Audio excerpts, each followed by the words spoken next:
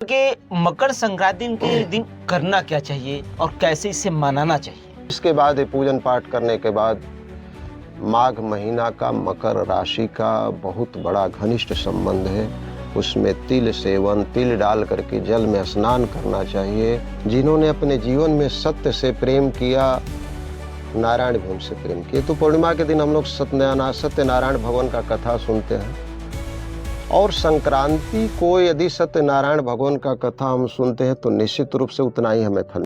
राम जो है भगवान सूर्य के अंश से अवतरित हुए हैं, कृष्ण जो है चंद्रमा के अंश से अवतरित हुए हैं।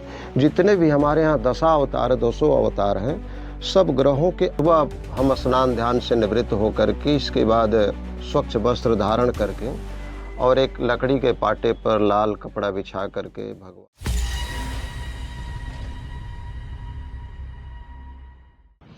अच्छा गुरुजी, एक और इसमें प्रश्न मैं रखना चाहूँगा मकर संक्रांति में कि विशेष करके मकर संक्रांति के दिन करना क्या चाहिए और कैसे इसे मनाना चाहिए। बहुत सुंदर प्रश्न। मकर संक्रांति का केवल हम लोग यही जानते हैं कि चूड़ा दही खा लिए, खिचड़ी शाम को खा लिए, लेकिन इसको मनाने की विधि भी है।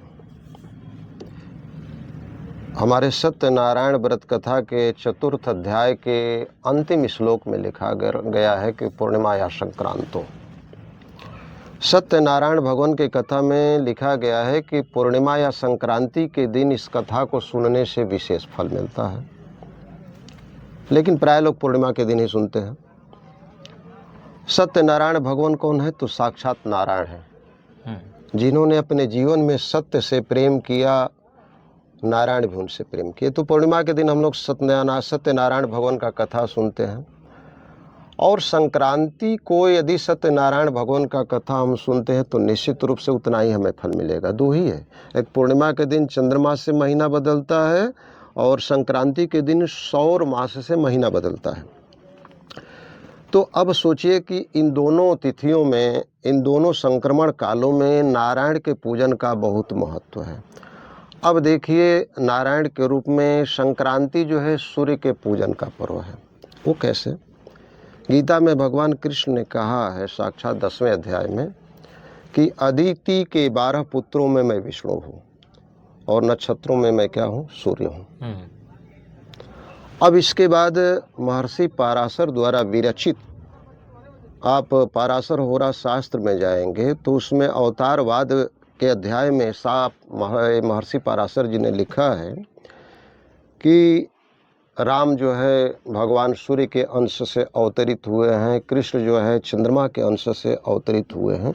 जितने भी हमारे यहाँ 200 अवतार हैं, सब ग्रहों के अवतरित हुए हैं। भगवान राम क्या है? सूर्यवंशी है, विष्णु स्वरूप है। और कृष्ण जो है चंद्रवंशी है, वो चंद्रमा स्वरूप है। और दोनों साक्षात नारायण विष्णु के रूप हैं। तो उस दिन संक्रांति के दिन सूर्य के पूजन का मतलब कि हम साक्षात विष्णु का उपासना कर रहे हैं, विष्णु का पूजन कर रहे हैं। तो संक्रांति में सूर्य का पूजन नियमतः होना चाहिए। अब कैसे करें, इसको कैसे मनाएं, इसके बारे में सुबह हम स्नान ध्यान से निवृत्त होकर के इसके बाद स्वच्छ वस्त्र धारण करके और एक लकड़ी के पाटे पर लाल कपड़ा बिछा करके भगवान सूर्य की प्रतिमा रखें, स्वर्ण की प्रतिमा रखें या चित्र रखें। कुछ न हो तो अष्टदल कमल बना करके उस पर चावल से अष्टदल कमल बना करके सिंदूर से या रोरी से हम सूर्य की आकृति बना करके विधिवत षोडशोपचार से पूजन करके भगवान सूर्य को अष्टांग अर्घ दें। कुछ नहीं है तो हमारे पास ताम्र पात्र में जल रहे, जवा फूल रहे या लाल कनेर का फूल सूर्य को सबसे ज़्यादा प्रिय है, उसको लेकर के मधु को मिला करके, या न लाल कनेर मिले तो जवा का फूल लेकर के सूर्य को अर्घ दें। सूर्य के किसी भी मंत्र से, ओम गणेश्वर्याय नमः या ओम आदित्याय नमः भानुवे नमः, सूर्य का अनेकों नाम है, या सूर्य गायत्री से भी आदित्याय विद्महे सहस्त्रकिरणाय धीमहि तन्नो सूर्यः प्रचोदयात्, इस मंत्र से भी सूर्य को अर्घ दें। और उस दिन संभव तो हृदय स्तोत्र का पाठ करें। पाठ करने के बाद संभव हो सके तो नवग्रहों की समिधा में, सूर्य की समिधा है मदार, प्राय रेलवे लाइन पर या खंडहरों में आप लोग जगहों पे मदार दिखता है, लेकिन ये सूर्य की समिधा है।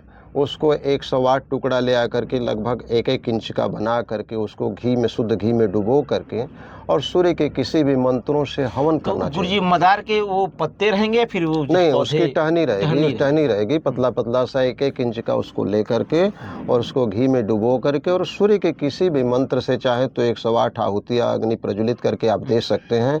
इसके बाद ये पूजन पाठ करने के बाद माघ महीना का मकर राशि का बहुत बड़ा घनिष्ठ संबंध है।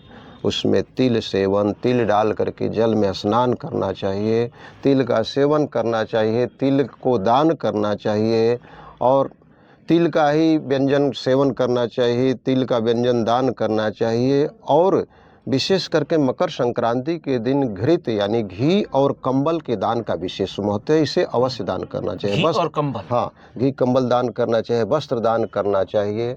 इस तरह से सूर्य उपासना करते हुए यदि स्नान दान के बाद आप सूर्य उपासना करते हैं और दान पुण्य करते हैं तो ये पुण्य जो होता है अक्षय हो जाता है और निश्चित रूप से आपके लिए मुक्ति का द्वार खोल देता है।